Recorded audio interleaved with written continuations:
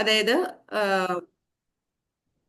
Okay, അപ്പൊ primary key എന്ന് വെച്ചാൽ നമ്മളുടെ സ്റ്റുഡന്റ് ടേബിളിനകത്ത് നമ്മൾ 1 2 3 4 എന്ന് പറഞ്ഞിട്ട് ഫസ്റ്റ് എൻ്റർ ചെയ്തു. അതായത് നമ്മളുടെ ഒരു രജിസ്റ്ററിനകത്ത് ഒരു സ്കൂളിൽ ഒരു ക്ലാസ് കൺസിഡർ ചെയ്യണമെങ്കിൽ ക്ലാസ്സിൽ 40 സ്റ്റുഡൻസ് ഉണ്ടെങ്കിൽ 40 സ്റ്റുഡന്റിനെ നമ്പർ 1 2 3 4 പറഞ്ഞ് നമ്മൾ യുണീക്ക് ആയിട്ട് ഐഡന്റിഫൈ ചെയ്യുന്നു ഇല്ലേ ഒരു രജിസ്റ്ററിൽ.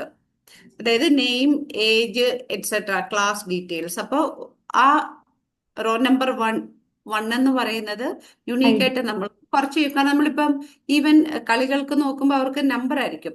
ഫോർ എക്സാം ഹാളില് രജിസ്റ്റർ റോൾ നമ്പർ. എക്സാമിന് നമ്മൾ ഒരിക്കലും നമ്മളുടെ പേര് എഴുതില്ലല്ലോ. പേര് എഴുതുന്നതിന് വരെ നമ്മൾ അവിടെ എന്തായിരിക്കും, നമുക്കൊരു നമ്പർ ആയിരിക്കും. അതാണ് നമ്മളുടെ ഐഡന്റിഫിക്കേഷൻ. നമ്മളുടെ ഡീറ്റെയിൽസ് ഫുള്ള് എല്ലാ ഡേറ്റാബേസിൽ നിന്നും എല്ലായിടത്തു നിന്നും ഐഡന്റിഫൈ ചെയ്യാനായിട്ട് പ്രൈമറി കീ. സോ ഈ യുണീക്ക് നമ്പർ ഇത് എപ്പോഴും ഒരു സിംഗിൾ കോളം ആയിരിക്കണം എന്നില്ല പ്രൈമറി കീ. ഓക്കെ, നമുക്ക് ഒന്നിൽ കൂടുതൽ കോളംസ് കമ്പൈൻ ചെയ്തിട്ട് നമുക്ക് പ്രൈമറി കീ ഉണ്ടാക്കാം. അങ്ങനെ വരുമ്പോഴാണ് അതിനെ കോമ്പോസിറ്റ് പ്രൈമറി കീ എന്ന് പറയാം. ഈ പ്രീവിയസ് പേജിൽ കണ്ടില്ലേ താഴെ കിടക്കുന്ന സൂപ്പർ കീയുടെ താഴെ കോമ്പോസിറ്റ് കീ. കോമ്പോസിറ്റ് കീ എന്ന് പറയുമ്പോൾ മോർ ദാൻ 1 കോളംസ്.